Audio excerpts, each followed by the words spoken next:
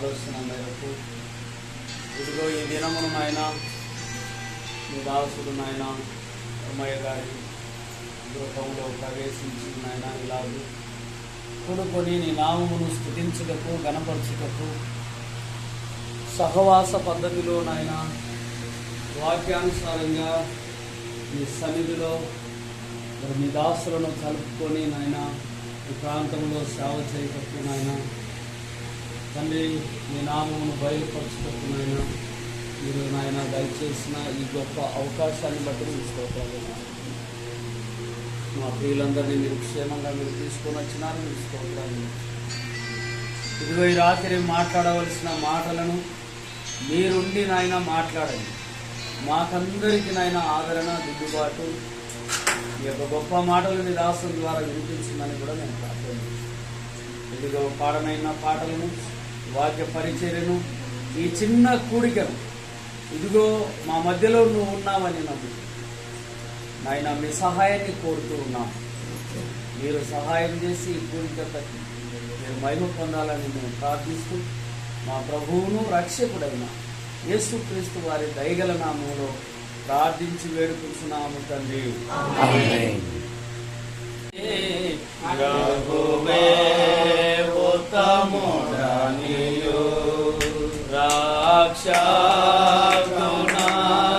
రాక్షగుణాశ్రయించి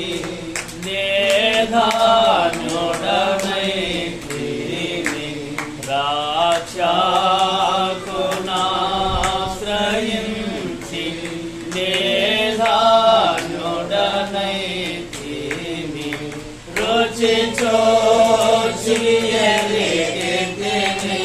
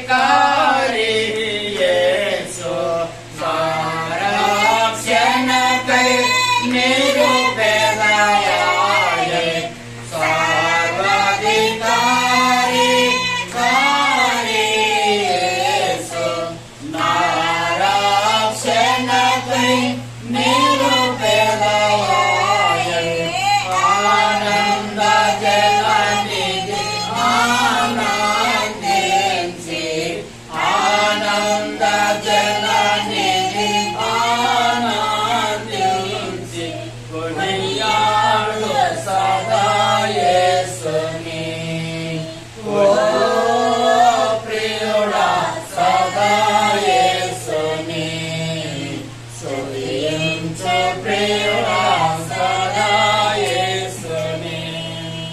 పాపదండన భయమును పాపి పరమానందము మనకు సగను. పాపదండన భయమును పాపి పరమానందము మనకు సగను.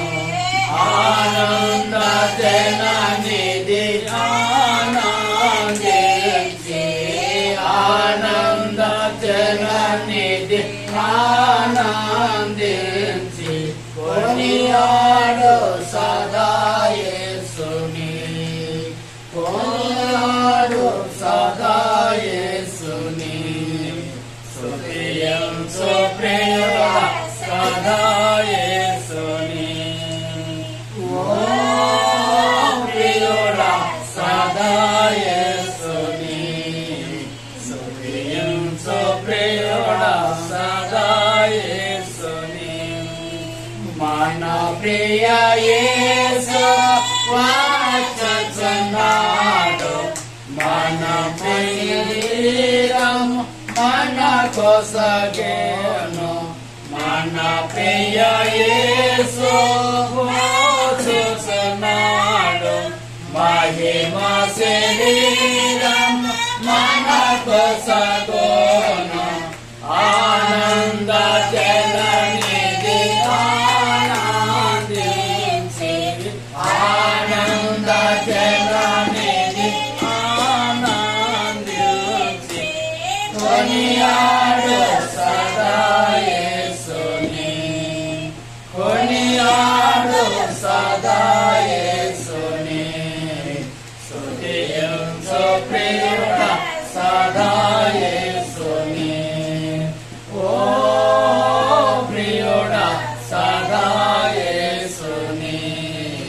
స్తుతించు ప్రియుడా సదా యేసుని.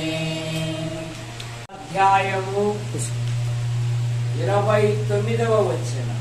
దయచేసి నీ దాసుడైన నా కుటుంబము నిత్యము నీ సన్నిధిని ఉండునట్లు దానిని ఆశీర్వదించుము. యెహోవా నా ప్రభువా, నీవు సెలవిచ్చి ఉన్నావు. నీ ఆశీర్వాదము నుండి నా కుటుంబము నిత్యము ఆశీర్వదింపబడునుగాక. ప్రార్థన చేస్తున్నాను. ప్రేమించిన మా తండ్రి, మీ నామాన్ని బట్టి మీకు స్తోత్రములు. నంద్యాల జిల్లా ఆత్మకూరు మండలం కరివేనలో మా ప్రియులు వరమయ్య గారి గృహములో ఈ విధంగా స్తుతించుటకు, గణపరుచుటకు, మహిమపరుచుటకు మీరిచ్చిన ధన్యతను బట్టి మీకు స్తోత్రములు. యేసు ప్రభువా, ఈ సంవత్సరంలో 6 నెలలు మీరు కాపాడి 7వ నెల బహుమానంగా ఇచ్చి ఈ 3వ దినమందు ఈ విధంగా స్తుతించుటకు, గణపరుచుటకు, మహిమపరుచుటకు మీరిచ్చిన ఈ ధన్యతను బట్టి మీకు స్తోత్రములు. వరమయ్య గారి ప్రాంతములో జీవం గల దేవుని వాక్యాన్ని ప్రకటిస్తున్న కుటుంబాన్ని బట్టి మీకు స్తోత్రములు. ఇక్కడ చేర్చబడుతున్న ప్రతి కుటుంబాన్ని మీరు ఆశీర్వదించారు. ఇంతవరకు పాటల ద్వారా మహిమ పొందారు. మీకు వందనాలు చెల్లిస్తున్నారు. మీ పక్షాన్ని నిలబడిన వాడు బలహీనుడు పరుగుపరచు. నాతోనూ మాతోనూ యంత్ర శబ్దం ద్వారా ఎవరైతే వింటున్నారో ఆకర్షించమని యేసు ప్రభు నామములో ప్రార్థిస్తున్నాం తండ్రి, ఆమేన్. రాజైన దావీదు కృతజ్ఞత కలిగిన వాడు. దావీదు బర్రెల కాపరా, గొర్రెల కాపరా? నువ్వు చెప్పు, ఏం పేరు నీ పేరు? చెప్పు. ఎద్దుల కాపరా? ఏ కాపరి దావీదు? నువ్వు ఖచ్చితంగా చెప్పాలా, గొర్రెలా ఒకసారి తప్పట్లు కొట్టండి. బాగా చెప్పింది కనుక దావీదు గొర్రెల కాపరి. దావీదు ఉన్న దినాలలో అగాగీయుడైన గొల్యాతు వచ్చాడు. ఇశ్రాయేలు దేశానికి యుద్ధం ప్రకటించాడు. బస్తీమే సవాల్, ఎవరు నన్ను జయిస్తే మేము మీకు దాసులం అవుతాం, నేను మిమ్మల్ని జయిస్తే మీరు మాకు దాసులు కావాలి అన్న. 40 దినాలు తను తాను అగపరుచుకున్నాడు. సౌలును అతని జనులను, సౌలు గగాగుడైన గొల్యాతు మాటలు విన్నప్పుడు బహు భీతులైపోయారు. ఇప్పుడు రాజుగారు ప్రకటన చేశారు, ఇశ్రాయేలు యువకులకు ఒక సదవకాశం, ఎవరైతే గొల్యాతును అంతమొందిస్తారో అతనికి నా కుమార్తె ఇవ్వడమే గాక సగ రాజ్యము రాయిస్తాను. దావీదు అన్నలు వెళ్ళారు. 40 దినాలైంది. వాళ్ళ నాన్న ఏం చేశాడంటే, అరే అదేదో జరుగుతుంది, ఒకసారి నీ గొప్పతనం మీద చూపించి రాకూడని పంపించాడు. వాడిని చూశారకల్లే అందరూ పారిపోతున్నారు. దేవుని యందు విశ్వాసం ఉంచిన ఒక యువకునికి వెంట్రుకలు నిక్కబొడుచుకున్నాయి. ఎందుకు? జీవము గల దేవుని తిరస్కరించుటకు సున్నతి లేని ఫిలిస్తీయుడు అంతటి వాడు. యుద్ధం యెహోవాదే అని గొల్యాతును కొండరాయితో కొట్టాడా, అండరాయితో కొట్టాడా, ఉలకరాయితో కొట్టాడా? కొట్టుకుంటే ఏ రాయి అయినా ఒకటి అంటావా? ఏ రాయితో కొట్టాడు? నాకు తెలుసు అంటుంది. ఓ చిన్న పులక రాయితో గొల్యాతును అంతమందించారు. అప్పుడు రాజుగారు ఆ యొక్క దావీదు వస్తుంటే, ఈ అబ్బాయి ఎవరి కుమారుడు, ఇతను ఎప్పుడు నేను చూడలేదే, అతని యొక్క సేవకుడు కూడా నాకు కూడా తెలుసు రాజా. ఆనాటి మహిళలు దావీదును పొగిడారు. నాట నుండి సౌలు దావీదు మీద విషపు చూపు నిలిపేను, చూసేను కాదు. మనకు కాని వాళ్ళు ఉదయాన్నే మన ఇంటి ముందర పోతున్నారు అనుకో, ముద్రసేపు కుక్క ఎప్పుడు మా ఇంటి కూడా పెండ పొగులు పెడతా ఉంటారు. ఊర్లో అందరికి వస్తాడు కానీ దీనికి రావడం లేదంటే వాడు రెండోసారి ఇక మన వీధికి రాడు. అమ్మా ఇక్కడ ఇక ఆనాటి మహిళలు సౌలు ఎదుట పొగిడినప్పుడు సౌలు దావీదు మీద విషపు చూపు నిలిపాడు. దావీదు కొండల్లో, లోయల్లో, గుహల్లో, అడవుల్లో దాక్కున్నాడు. కానీ దావీదులకు దేవుని వాగ్దానం ఏమంటే, దావీదు ఎక్కడికి వెళ్ళినను యెహోవా అతనిని కాపాడుచు. అరణ్యములో ఉన్న దావీదును అంతఃపురములో కూర్చోబెడితే దావీదు కృతజ్ఞత కలిగినవాడు. బైబిల్లో పాత నిబంధనలో దేవుని స్తుతించుటలో మొదటి వాడు ఎవరంటే రాజైన దావీదు. నూతన నిబంధనలో దేవుని స్తుతించేవాడు ఎవరంటే భక్త పౌలు. ఇప్పుడు దావీదు రాజు దేవుని సన్నిధికి వచ్చి 7వ అధ్యాయం 18వ వచనం. అమ్మ రూతు అరవమా తెలుగు బైబిల్, అది అరవ బైబిలా తెలుగు బైబిలా? చదువు ఒకసారి. లోపల ప్రవేశించి యెహోవా సన్నిధిలో కూర్చుండి ఇలాగున మనవి చేసెను, నా ప్రభువా యెహోవా ఇంతగా నీవు నన్ను హెచ్చించుటకు నేనెంతటి నేనెంతటి వాడను, నా కుటుంబము పాటిది. ఎక్కడో అడవిలో ఉన్న రాజైన దావీదునకు ఎవరన్నా ఇప్పుడు మన ఇళ్ళకి వచ్చి మంచినీళ్ళు ఇస్తే ఏమంటున్నారు? అక్క ఈ మినరల్ వాటరా జనరల్ వాటరా? మినరల్ వాటరా జనరల్ వాటరా? కానీ దావీదుకి మినరల్ వాటర్ లేదు, జనరల్ వాటర్ లేదు. రాజు గుంట నీళ్ళు గొర్రెలు తాగల్లా, ఆయన కూడా తాగాలి. ఎక్కడో గుంటలో ఉన్న దావీదును అంతఃపురంలో కూర్చోబెడితే దేవుని సన్నిధికి వచ్చేమంటున్నాడు, ఇంతగా నన్ను హెచ్చించుటకు నేను ఎంతటి వాడను, నా కుటుంబము ఏ పాడు. మనం 3 కరోనాలను జయించాం.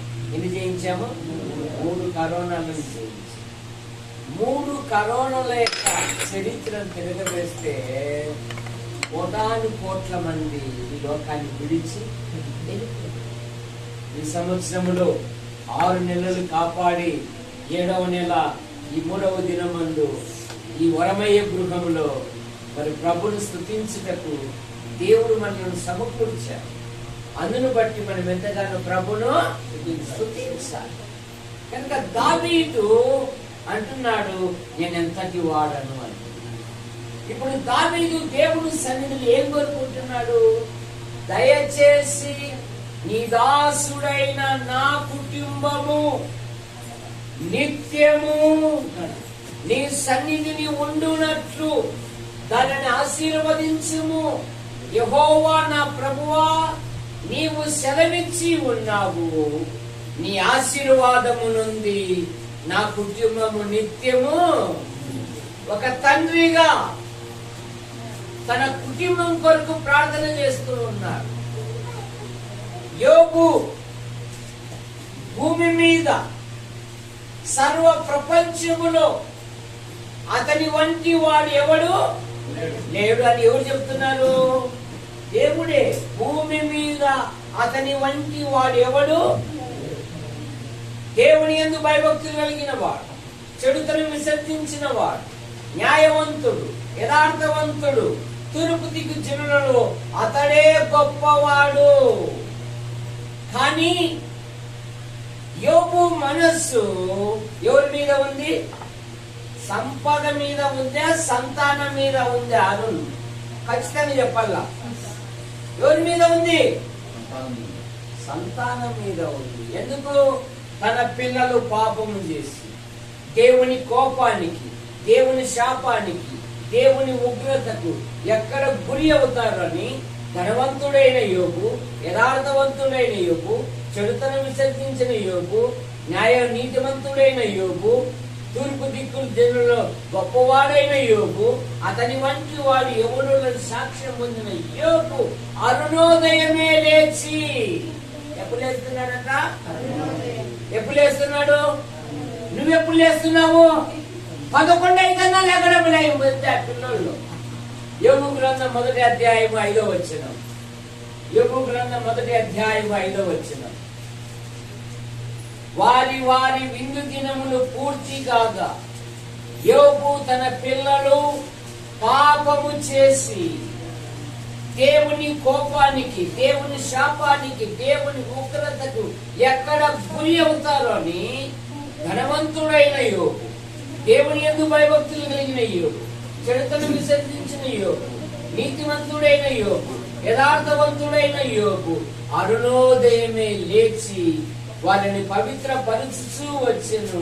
యోబు నిత్యము అలాగూ చేయించు ఉండెను. అప్పుడప్పుడు కాదు. ఇప్పుడు చిన్నప్పుడు మేము పడుకునేటప్పుడు కళలు వస్తుంటే మా తల్లిదండ్రులు ఏం చేసామంటే, ఇప్పుడే బయటికి పట్టుకోరా, ఎప్పుడంటే అప్పుడు వస్తాయి. 11 అయినా రాడు అసలు, వీరు రేటు కాడే ఉంటారు. దయ్యాలు రావరా, పడుకో, బైబిల్ పెట్టుకో అనేవారు. ఇప్పుడు బైబిల్ బదులు ఏముంటుందమ్మా? తలదిండు కాడ ఉంటుందా?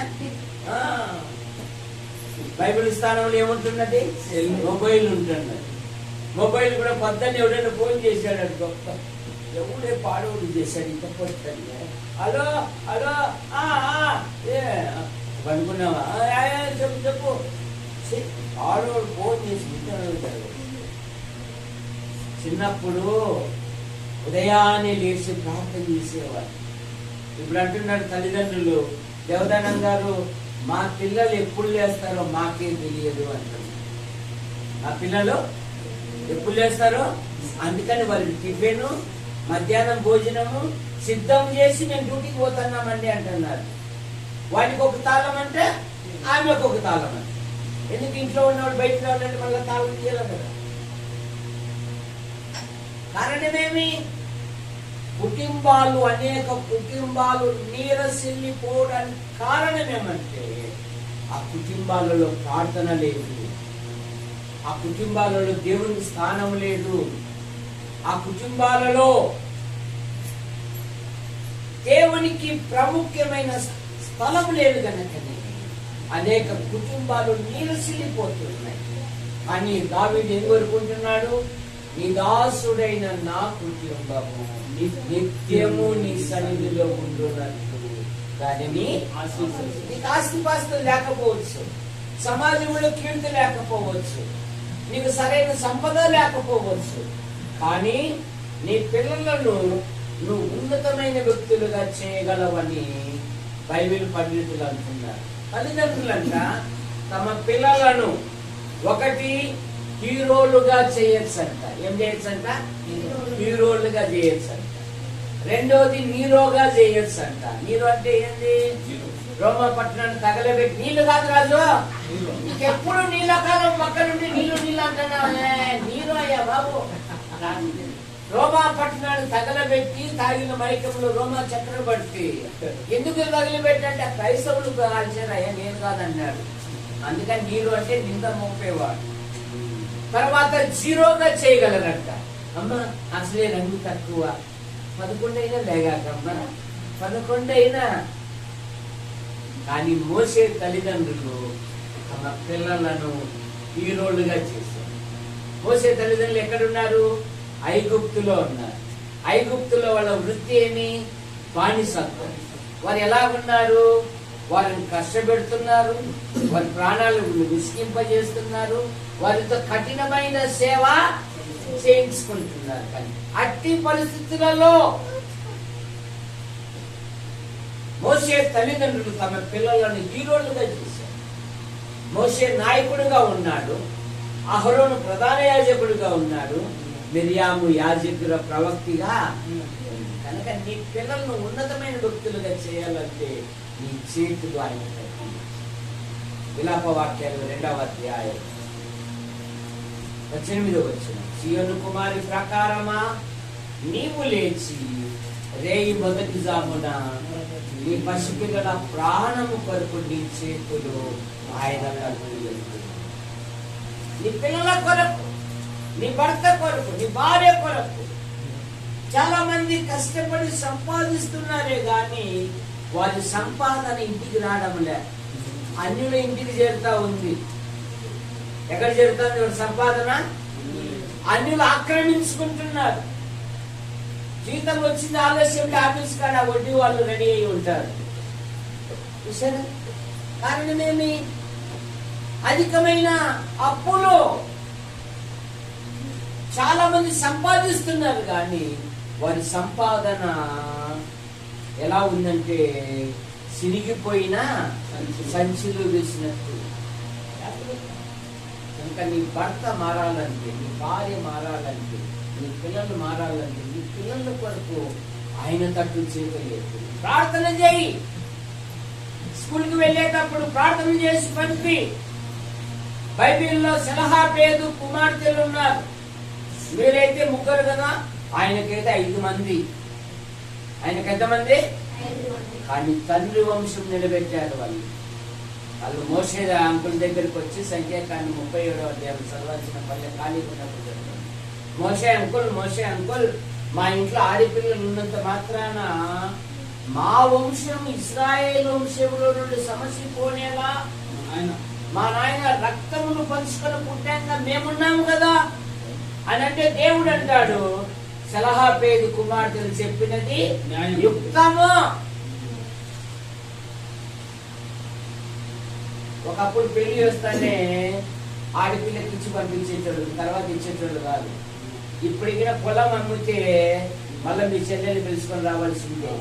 అమ్మాయి రామే ఏమిచ్చావురా, ఎంతో కొంత ఇచ్చారు రామే, లేదురా అప్పుడు అప్పుడు ఒకసారి కూడా నాకు పెళ్లి ఒక్క రోజు పిలిచి చీర కట్టినావురా, ఇప్పుడు వచ్చినా గట్టి కుడుతున్నా రామే, నువ్వు వచ్చి సంతకం పెడితేనే నాకు డబ్బులు వచ్చేది. అది ఎక్కించావు చెప్పురా, ఓ బాలు ఇస్తారా.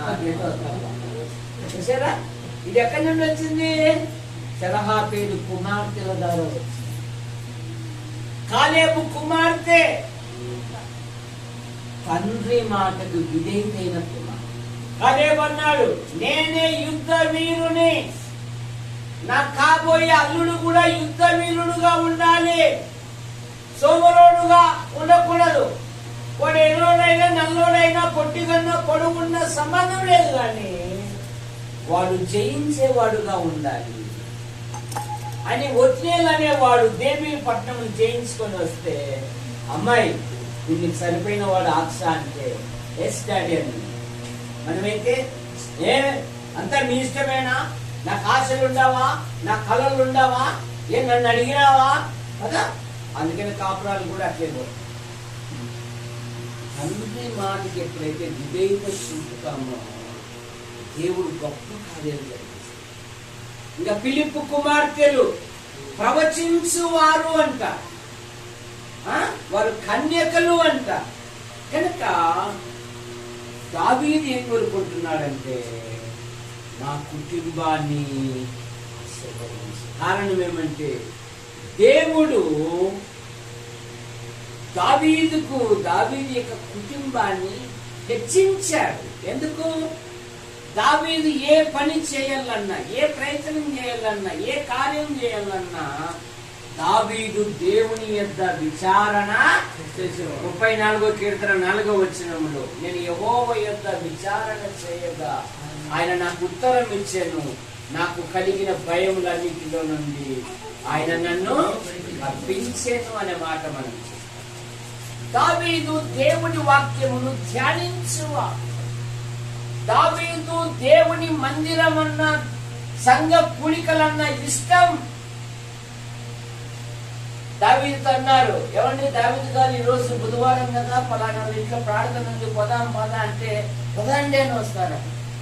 నాకు ఈ సింహాసనం ముఖ్యం కాదండి, యాడో గొర్రెల వెంట ఉన్న నన్ను ఆయన ఏం చూశాడు ఏమో గాని నన్ను అన్నాడు నా హృదయానుసారుడు అన్నాడండి, నన్ను అన్నాడు నా ఇష్టానుసారుడు అన్నాడండి. ఏంటండి దేవుడి ఇచ్చినది? పదండి. కీర్తనలో ఒక మాట ఉంది, జనులు యెహోవా మందిరమునకు వెళ్ళుదామని నాతో అనినప్పుడు నేను. మనమైతే ఆడ ఈడ బాగా దీనికి గుండ్రాయి మాదిరి ఉండవు, ఎన్ని కూడికలన్నీ రావాలా, రాంపో ఈ పొద్దున్న ఉండాలా వద్దా అంటారు మా వాళ్ళు. అది దావీదు అలా కాదు, దేవుని సంఘం అన్నా, దేవుని కూడికలంతా దావీదు మొదట ఉండేవాడు. దావీదు ఏది చేసినా కూడా ప్రభుని అడిగేవాడు. కనుక మన కుటుంబ విషయాలు లోక సామెత ఉంటుంది, సంసారం పుట్టు వ్యాధి. నీ అక్కర్లు ఏమైనా పంచుకుంటారు కదా, పక్కల్లో చెప్పావనుకో తెల్లారలకల్లా కరువైనా పంపించేస్తుంటారు చూసారా. అందుకే నీ అవసరాలు ఏమున్నాయో దేవుడికి మాత్రమే చెప్పాలి. ఫిలిప్పీ పత్రిక 4:6 దీనిని గూర్చి చింతపడకుడు గాని ప్రతి విషయమునందు ప్రార్థన విజ్ఞాపనముల చేత కృతజ్ఞత పూర్వకముగా మీ విన్నపములు దేవునికి 19వ వచనంలో, కాగా దేవుడు తన ఐశ్వర్యము చొప్పున క్రీస్తు యేసు మహిమలో మీరు ప్రతి అక్కర మీరు అడుగు వాటి కంటే ఊహించు వాటి కంటే అత్యధికముగా ఇచ్చే. సొలొమోను ఏమడిగాడు చెప్పు వరమయ్య, ఏమడిగాడు సొలొమోను? ఏమడిగాడు? ఏమిచ్చాడు? ఏమడిగాడు? ఏమిచ్చాడు? సొలొమోనా నువ్వు జ్ఞానాన్ని అడిగావు, కానీ నా మనసులో ఏముందంటే ఐశ్వర్యమును ఘనతను కుటుంబాన్ని అడగకపోయినను వీటిని కూడా, అది దేవుని మనసు. ఇంకా ఆయన ఇచ్చిన దేవుడు. మనం ప్రభువును అడుగుట మానేసి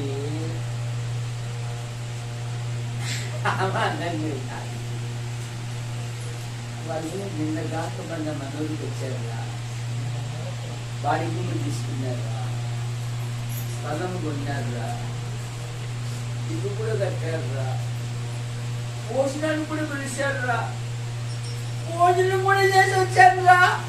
నేను మాత్రం మా తాత వేసిన పాత కొప్పులోనే ఉన్నానురా. ఒరే, వాని మీద అంత ఫోకస్ పెట్టే బదులు నిన్ను నీవు ఫోకస్ పెట్టుకుంటే వానికంటే 4 బిడ్డలు ఎప్పుడో మన మనసు అంతా పోతున్నాడా. అది అవసరమా? ఇవన్నీ అవసరమా మనకు? యేసుప్రభువు ఏమన్నాడు? మొదట నీ కంట్లో నలుసు చూసుకోవయ్యా అన్నాడు. ఎదుటి వారి దూలం మనకెందుకు? కరివేనలో ఉన్న ఊరి చెత్త అంతా మనం ఊడ్చగలమా? ఊడ్చలేదు. కానీ మన ఇంట్లో చెత్త మనం ఒకవేళ అట్లే పెట్టామనుకో, 4 రోజులు కసు ఊడ్చలేదనుకో, మన అభిమానులు వచ్చారనుకో, ఏంటండి ఇలా బంధువులు పెట్టే ఏంటంటే కసు ఊడ్చే కూడా డబ్బులు పెట్టి పరకే ఆడేయింది అయ్యే నేనన్నా ఊరించాలి. మనం అట్లా కాదు, కరివేన మీదకి పోతాం. మా వీధిలో అవసరమైంది. మన కొరకు ప్రాణం పెట్టి తిరిగి లేచిన ప్రభు కొరకు మనం నిలబడి ఆయన మనల్ని హెచ్చిస్తాడు. కనుక దావీదు కుటుంబాన్ని దేవుడు హెచ్చించిన కుటుంబం 25వ వచనములో వాగ్దానం చేశాడంట దేవుడు దావీదునకు. 4 మాటలే చట 7:25 రాజు చదువు. యెహోవా ఈ దాసుడనే నన్ను గూర్చియు నా కుటుంబమును గూర్చియు నీవు సెలవిచ్చిన మాట ఎన్నటికీ నిలుచున్నట్టు దృష్టించి సైన్యములకు అధిపతి నీవు సెలవిచ్చిన మాట, వాగ్దానము చేయబడిన కుటుంబం, దేవుని చేత హెచ్చింపబడిన కుటుంబం. 26వ వచనములో స్థిరపరచిన కుటుంబం. 28వ వచనములో 28వ వచనములో మేలులు ఈ దాసుడనే నాకును మేలులు పొందిన కుటుంబం.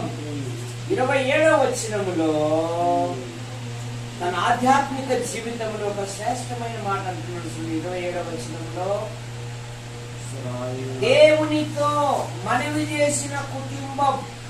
29వ వచనములో దేవుని సన్నిధిలో ఉన్న కుటుంబము. 29వ వచనములో దేవుని చేత ఆశీర్వదించబడిన కుటుంబం. కనుక మన కుటుంబాలు హెచ్చించబడాలి అంటే నీతిమంతుల గుడారములలో రక్షణ గురించిన సునాదము వినవచ్చు. ఉదయాన్నే ఈ కుటుంబములో ఒక చిన్న పాట పడి ప్రార్థన చేసుకుని పని ప్రారంభించి ఈ కుటుంబాన్ని అందరూ చూస్తుండగానే ఉన్నతమైన స్థానంలో ఉంచుతారు. మీ అందరి వందనాలు.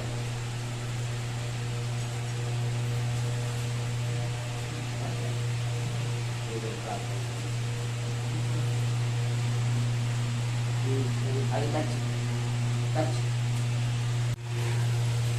కృపాకనికరము కలిగిన దయను బట్టి సంకల్పమును బట్టి ఈ సమయంలో నీ దాసుడు వరమయ్య గారి గృహంలో చేరిన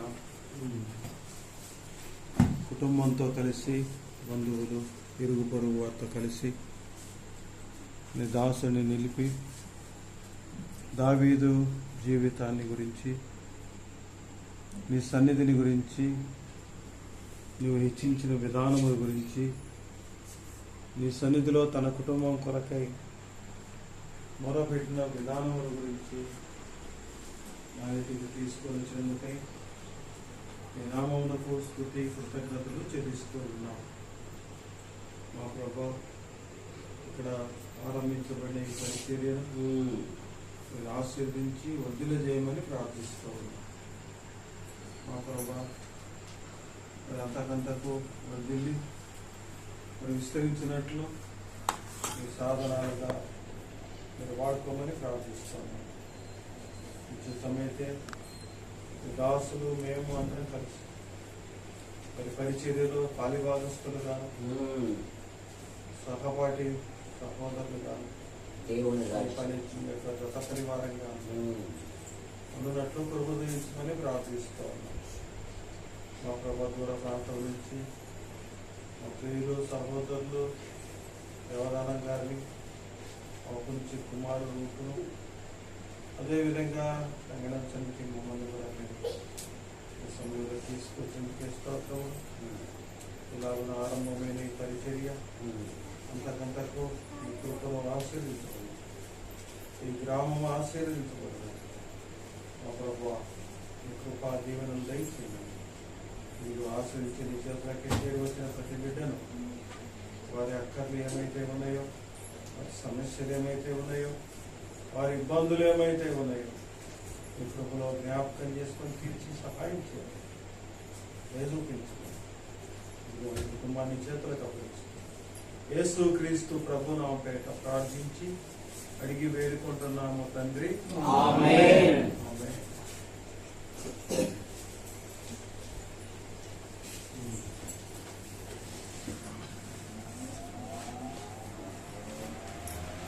మీ అందరి కొన్ని వాళ్ళమ్మా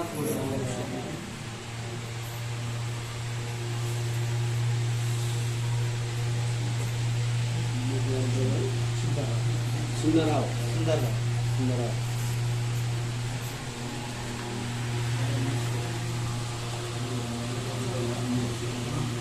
యూట్యూబ్ లో యాడికి దేవదానం అంటే నా ప్రసంగం. యాడికి దేవదానం అంటే